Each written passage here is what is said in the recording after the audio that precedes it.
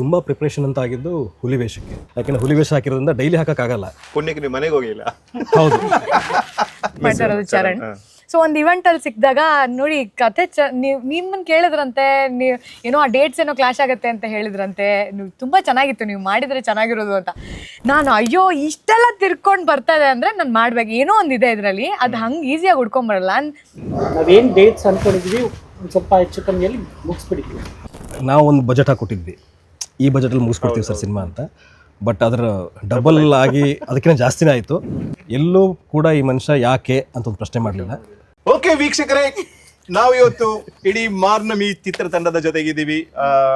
First ಯಾರನ್ನು interest ಮಾಡೋಣ? ನಮ್ಮ ಪ್ರೊಡ್ಯೂಸರ್ ಸರ್ ಇದ್ದಾರೆ, ಇಶಾನ್ ಅವರು ಇದ್ದಾರೆ, ಅದರ ಪಕ್ಕ ನಮ್ಮ ಜ್ಯೋತಿ ಶೆಟ್ಟಿ ಇದ್ದಾರೆ, ಆ್ಯಂಡ್ ನಮ್ಮ ಡೈರೆಕ್ಟರ್ ರಿಷಿ ಅವರು ಇದ್ದಾರೆ, ಆ್ಯಂಡ್ ನಮ್ಮ ನಾಯಕ ಮತ್ತು ನಾಯಕಿ ರಿತ್ವಿಕ್ ಆ್ಯಂಡ್ ನಿಮ್ಮ ಹೆಸರು? ನಾನು ಎಕ್ಸ್ಪೆಕ್ಟ್ ಮಾಡ್ತಾ ಇದ್ದೆ ನೀವು ನನ್ನ ಹೆಸರು ಫಸ್ಟ್ ಕರೆಕ್ಟಾಗಿ ಹೇಳ್ತೀರಾ ಅಂತ. ಸರ್ ನೀವು ಹೋಗಿ ಸರ್, ಎಲ್ಲ ಹೋಗ್ತಾ ಇದ್ದೀನಿ ಅಂದ್ರಲ್ಲ, ಹೋಗ್ಬಿಡಿ. ಸತ್ಯ ಮರ್ತೋಗಿದ್ದೀನಿ. ಇಲ್ಲ ನಾನು ಹೋಗ್ತೀನಿ. ಚೈತ್ರ ಚೈತ್ರ ಆಚಾರ ಅವರು ನಮ್ಮ ಜೊತೆಗಿದ್ದಾರೆ. ಸಾರಿ, ಸುಮಾರಷ್ಟು ಸಿನಿಮಾಗಳೆಲ್ಲ ಮಾಡಿ ನಮ್ಮ ಮನೆಯಲ್ಲಿ ಬೆಳಗುತ್ತಿರುವಂತ ಪ್ರತಿಭೆ. ಸೊ ಎಲ್ರಿಗೂ ಸ್ವಾಗತ, ಸುಸ್ವಾಗತ, ಕಾರ್ಯಕ್ರಮಕ್ಕೆ ವೆಲ್ಕಮ್ ಮಾಡ್ತಿದ್ದೀವಿ. Thank you. ಫಸ್ಟ್ ನಾನು ಹೀರೋನ ಮಾತಾಡ್ತೀನಿ. ಓಕೆ, ಹೆಂಗಿದೆ ಮಂಗಳೂರು? ತುಂಬ ಚೆನ್ನಾಗಿದೆ ಸರ್. ಅಂದರೆ ಇದೇನು ಹೊಸದಾಗೇನಿಲ್ಲ ನನಗೆ. ಒಂದು 6 ತಿಂಗಳಿಂದ ಎವ್ರಿ ಮಂತ್ ಬಂದು ಹೋಗ್ತಾ ಇದ್ವಿ. ಒಂಥರ ತವ್ರ ಮನೆ ಥರ ಆಗ್ಬಿಟ್ಟಿದೆ ಇಲ್ಲಿ. ಶಕ್ಕೆ ಅದೆಲ್ಲ ನಮಗೆ. ತವ್ರ ಮನೆ ಅಂದರೆ ತವ್ರ ಮನೆ, ಅಮ್ಮನ ಮನೆ. ಅಮ್ಮನ ಮನೆ. ನಾನು ಬೇರೆ ಹಾಂ ಆ ಥರ ಅಲ್ಲ, ಅಮ್ಮನ ಮನೆ. ಓಕೆ, ಪರವಾಗಿಲ್ಲ. ಹಾಂ, ಸೊ ಹಾಗಾಗಿ ಅದಕ್ಕೆ ಬದುಕಿದ್ರಿ ನೀವು. ಓಕೆ, ಸೊ ಮಂಗಳೂರು ಈಗ ಆಲ್ಮೋಸ್ಟ್ ಸಿನಿಮಾ ಇಲ್ಲೇ ಇದ್ರಿ ಸುಮಾರು ಟೈಮಿಂದ. ಸರ್ ನಿಮ್ಮ ಒಂದು ಅನುಭವ ಹೇಳಿ ಸರ್. ಈ ಸಿನಿಮಾ ಸ್ಟಾರ್ಟ್ ಆದ ನಂತರ ಅದರ ಮೊದಲು ಎಷ್ಟೆಲ್ಲ ತಯಾರಿ ನಡೆಸ್ಕೊಂಡ್ರಿ? ರಿಷಿ ಅವರು ಏನೆಲ್ಲ ಹೇಳಿದ್ರಿ ನಿಮಗೆ, ಹೆಂಗೆ ರೆಡಿ ಆಗಬೇಕು ಅಂತ? ಬಿಕಾಸ್ ನಿಮ್ಗೊಂದು ಚಾಲೆಂಜ್ ಈ ಪಾತ್ರ. ಬಿಕಾಸ್ ನೀವು ಉತ್ತರ ಕರ್ನಾಟಕದವರಾಗಿ ಇಲ್ಲಿ ಮಂಗಳೂರು ಭಾಷೆ, ಆ ಭಾಷೆನ ಆಕ್ಸೆಂಟ್ ತಗೊಳ್ಳುವಂಥದ್ದು, ಮತ್ತು ಇಲ್ಲಿ ಕಲ್ಚರಿಂದ ಅದನ್ನು ನೀವು ಇಲ್ಲಿ ಪ್ರಸ್ತುತಪಡಿಸುವಂಥದ್ದು ತುಂಬ ಕಷ್ಟದ ಒಂದು ವಿಚಾರ ಅಂತ ನನಗೆ ಅನಿಸ್ತಾ ಇದೆ. ಅಂದರೆ ಬಿಕಾಸ್ ನಾನು ಆ ಕಡೆ ಹೋದಾಗ ನನಗೆ ಕಷ್ಟ ಅನುಭವ ಇದೆ. ಸೊ ಇಲ್ಲಿ ನೀವು ಸೊ ಅದಕ್ಕೆ ಹೆಂಗೆಲ್ಲ ತಯಾರಿ ಆದ್ರಿ ಸರ್ ನೀವು? ಇಲ್ಲ ಅಂದರೆ ಕತೆ ಸ್ಟಾರ್ಟ್ ಮಾಡ್ಕೊಂಡಾಗಲೇ ಶೆಟ್ರು ನಾನು ಡೈಲಿ ಡಿಸ್ಕಸ್ ಮಾಡ್ತಾ ಇದ್ವಿ. ಅಂದರೆ ಎವ್ರಿ ಡೈಲಾಗ್ ಬರೆದಾಗಲೂ ನಂಗೆ ಫೋನ್ ಮಾಡ್ತಾಯಿದ್ರು, ಈ ಥರ ಡೈಲಾಗ್ ಇದೆ, ಇದು ಹಿಂಗಿದೆ ಅಂತ. ಸೊ ಅಲ್ಲಿಂದನೇ ನಾನು ಪ್ರಿಪೇರ್ ಆಗ್ತಾನೆ ಇದ್ದೆ. ಈ ಚೇತನ್ ಕ್ಯಾರೆಕ್ಟರ್ ಏನಿದೆ ನಂಗೆ ಅಲ್ಲಿಂದ ಸ್ಟಾರ್ಟ್ ಆಗಿತ್ತು. ಸೊ ಹಿಂಗಿರುತ್ತೆ ನೀವು ಈ ಥರ ಮಾತಾಡ್ತಾನೆ ಅಂತ ಸ್ಟಾರ್ಟ್ ಆಗಿತ್ತು.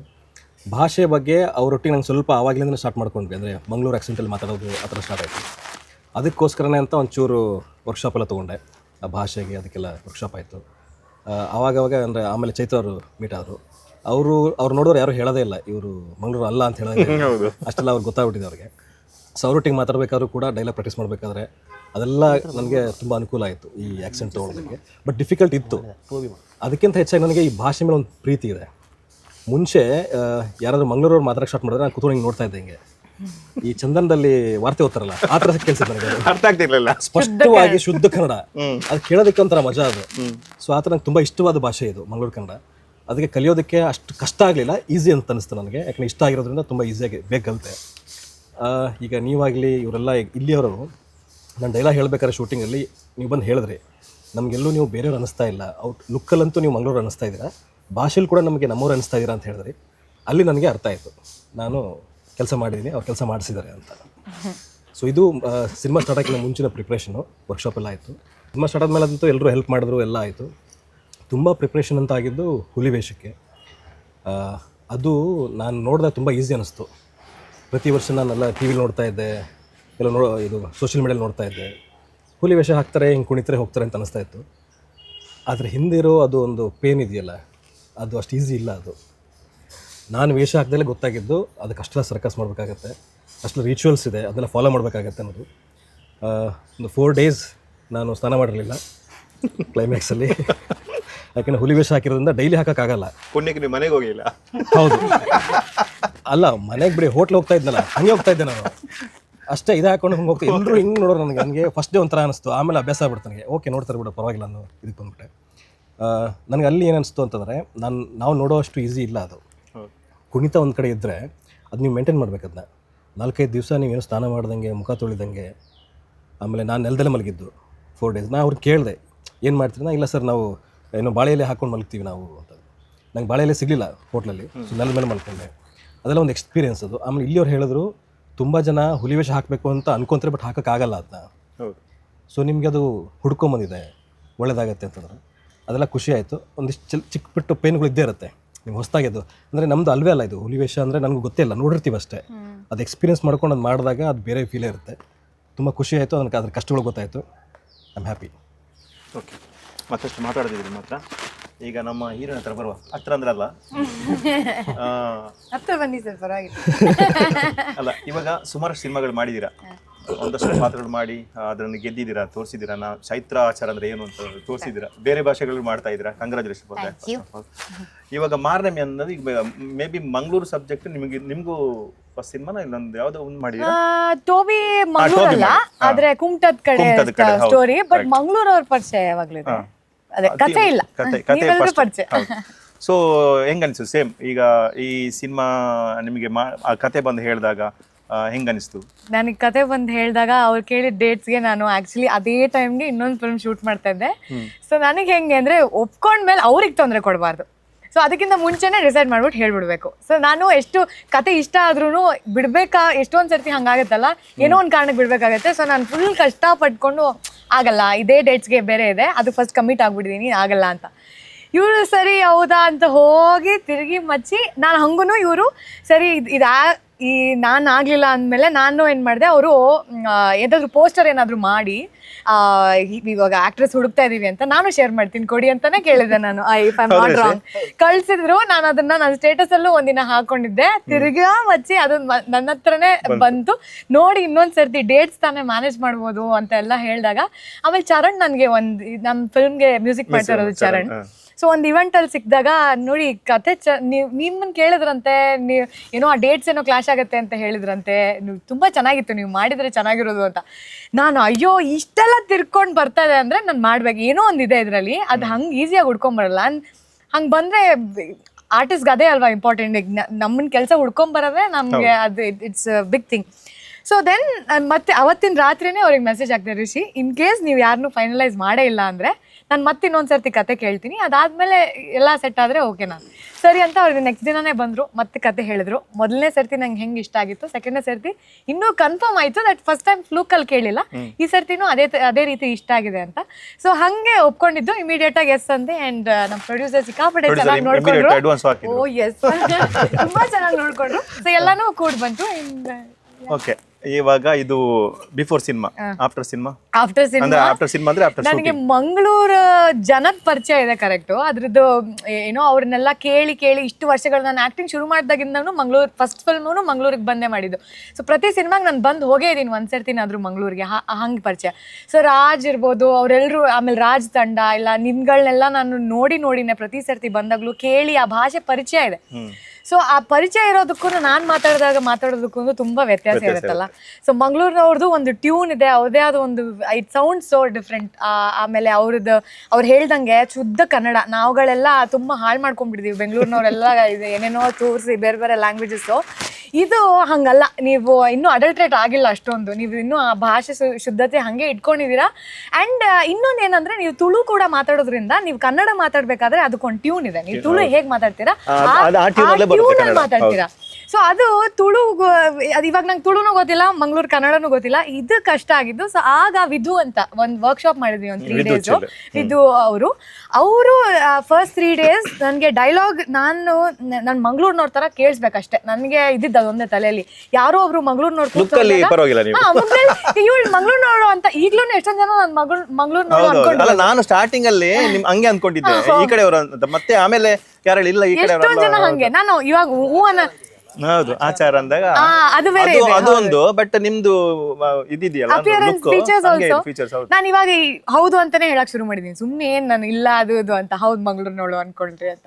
ಸೊ ಹಂಗ ಅವರು ಡೈಲೆಕ್ಟ್ ಮೇಲೆ ಹೆಂಗೆ ಒತ್ತು ಕೊಡ್ಬೇಕು, ಯಾವುದೋ ಒಂದು ಹೇಳ್ಬೇಕಾದ್ರೆ ಏನು ಅಂತ ಹೇಳೋದು, ಎಂತ ಇದು ಇವಾಗ ಇಲ್ಲ ಅಂತ ನಾವು ಹೇಳಿದ್ರೆ ತುಳುವಲ್ಲಿ ಇಜ್ಜಿ ಇಲ್ಲ. ಸೊ ಆ ಟ್ಯೂನ್ ಅದು ಸೇಮ್ ಬರೋದು. ಸೊ ಅದನ್ನೆಲ್ಲ ಒಂದು ಸ್ಮಾಲ್ ಥಿಂಗ್ಸ್, ಆ ಡೈಲಾಗ್ಸ್ ಅಲ್ಲಿ ಹೆಂಗೆ ಯಾವ್ದ್ರ ಮೇಲೆ ಸ್ಟ್ರೆಸ್ ಮಾಡಬೇಕು, ಹೆಂಗೆ ಹೇಳಿದ್ರೆ ಚೆನ್ನಾಗಿರುತ್ತೆ ಅಂತ ಎಲ್ಲ ವರ್ಕ್ ಮಾಡಿದ್ಮೇಲೆ ಒಂದು ಕಾನ್ಫಿಡೆನ್ಸ್ ಬಂದಿದ್ದು. ವಿಧು ಸರಿಗೆ ನಾನು ಅದಕ್ಕೆ ಥ್ಯಾಂಕ್ಸ್ ಹೇಳ್ಬೇಕು. ತುಂಬಾ ಇಂಟ್ರೆಸ್ಟ್ ಕೊಟ್ಟು ಅವರು ಒಂದು ಬುಕ್ ಕೂಡ ಕೊಟ್ಟರು, ಓದಿ ನೀವು ಹೆಲ್ಪ್ ಆಗತ್ತೆ ಅಂತೆಲ್ಲ. ಸೊ ಅದು ಮತ್ತೆ ರಿಷಿ ಅವ್ರು ಕೂಡ ಏನೇ ಇದ್ರು ಕೇಳಿ ಎಷ್ಟೊತ್ತಿಗೆ ಫೋನ್ ಮಾಡಿ ಏನು ಮೆಸೇಜ್ ಹಾಕಿದ್ರು ಅದು ಇಮಿಡಿಯೇಟ್ ಆಗಿ ಅದಕ್ಕೆ ರಿಪ್ಲೈ ಮಾಡೋರು.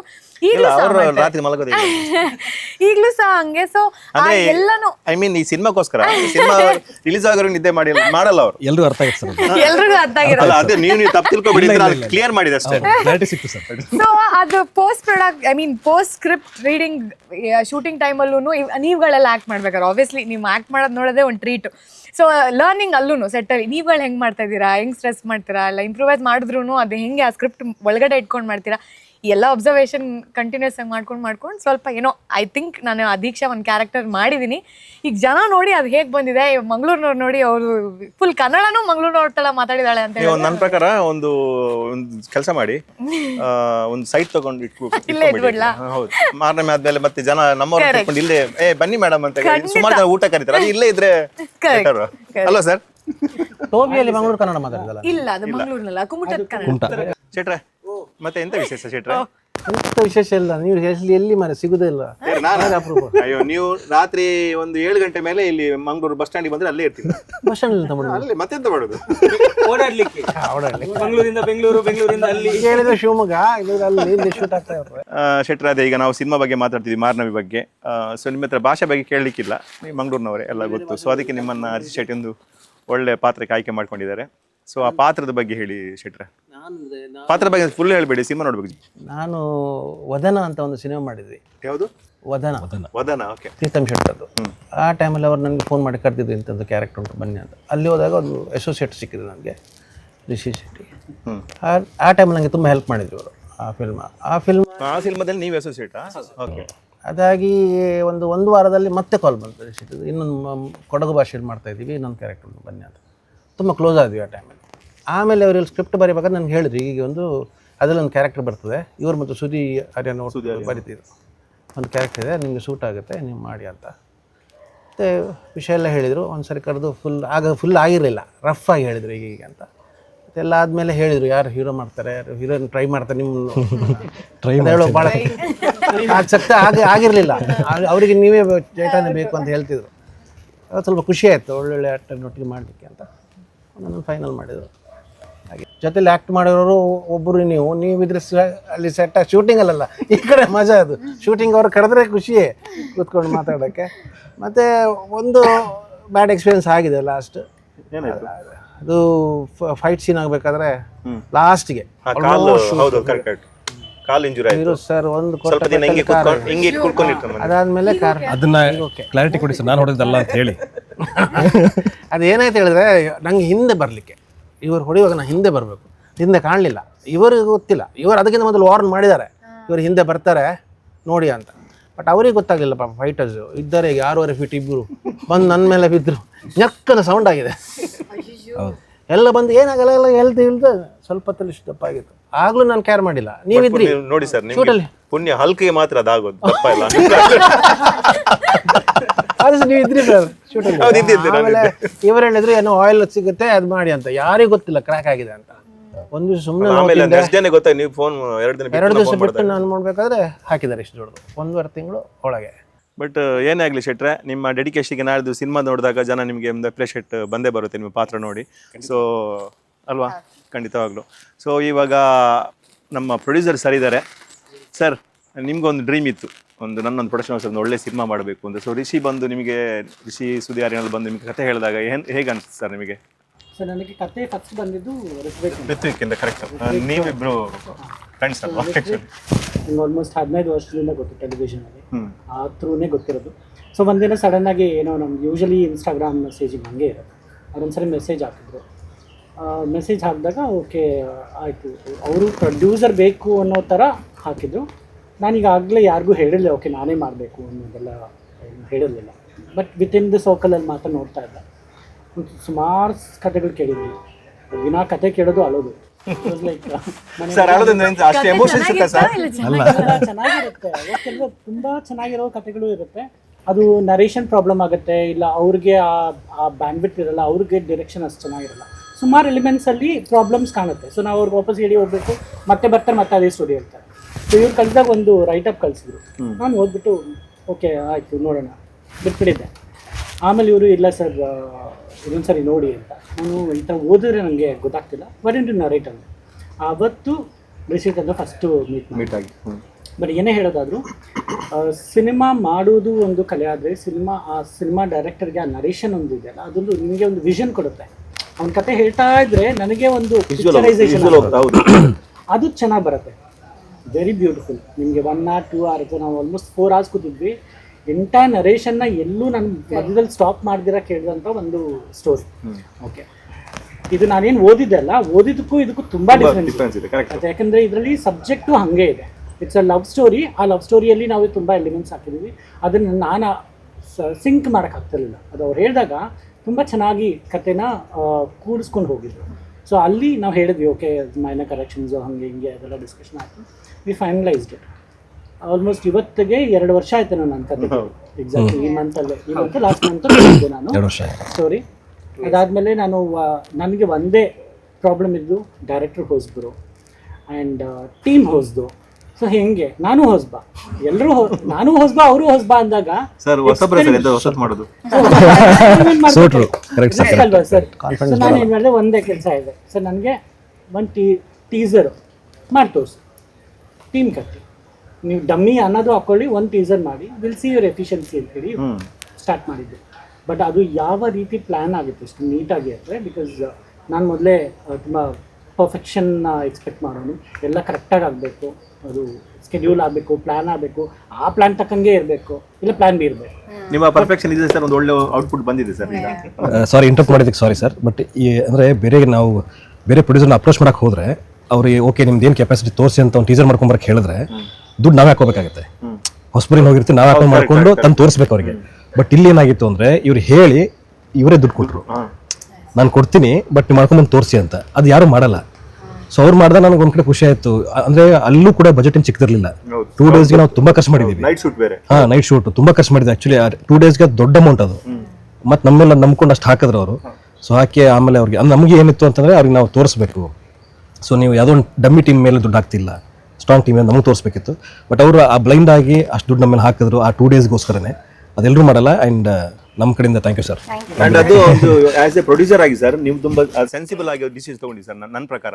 ಬಿಕಾಸ್ ಹೋದ್ರೆ 2 ದಿನ ದುಡ್ಡು ಹೋಗುತ್ತೆ, ಇಲ್ಲ ಅಂದ್ರೆ ಯುವರ್ ಮೇಕಿಂಗ್ ಇಡೀ ಸಿನಿಮಾ ದುಡ್ಡು ಹೋಗುತ್ತೆ.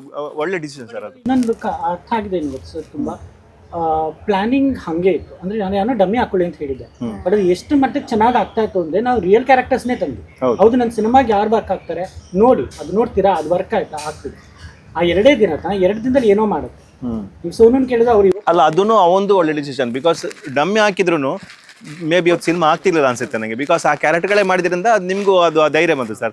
ಇಲ್ಲಾಂದ್ರೆ ಯಾರನ್ನೋ ಕರ್ಕೊಂಡು ಬಂದು ಮಾಡಿಸಿ ಇಮ್ಯಾಜಿನ್ ಮಾಡೋಕ್ಕೂ ಈಸಿ ಆಗುತ್ತೆ ಸರ್. ಅದೇ ಸೀಕ್ವೆನ್ಸ್ ಫಿಲ್ಮ್ ಅಲ್ಲಿ ಹಾಕಿದೆ. ಹೆಂಗಾಗಿದೆ ಅಂದ್ರೆ ಅದೇ ಸರ್ ಸಿನಿಮಾ ತರನೇ ಸೇಮ್ ಹಂಗೆ ಶೂಟ್ ಮಾಡಿರೋದು, ಫುಲ್ ಅದೇ ಸೆಟಪ್ ಅಲ್ಲಿ ಸೇಮ್ ಟೀಮ್. ಫಸ್ಟ್ ಆಗಿ ಅನ್ಕೊಂಡ್ವಿ ಅಂದ್ರೆ ಡಮ್ಮಿ ಹಾಕಿ ಮಾಡೋಣ ಅನ್ಕೊಂಡ್ವಿ. ಬಟ್ ಆಮೇಲೆ ಹೆಂಗಿದ್ರು ಅದು ಸಿನಿಮಾದೊಂದು ಸೀನೆ.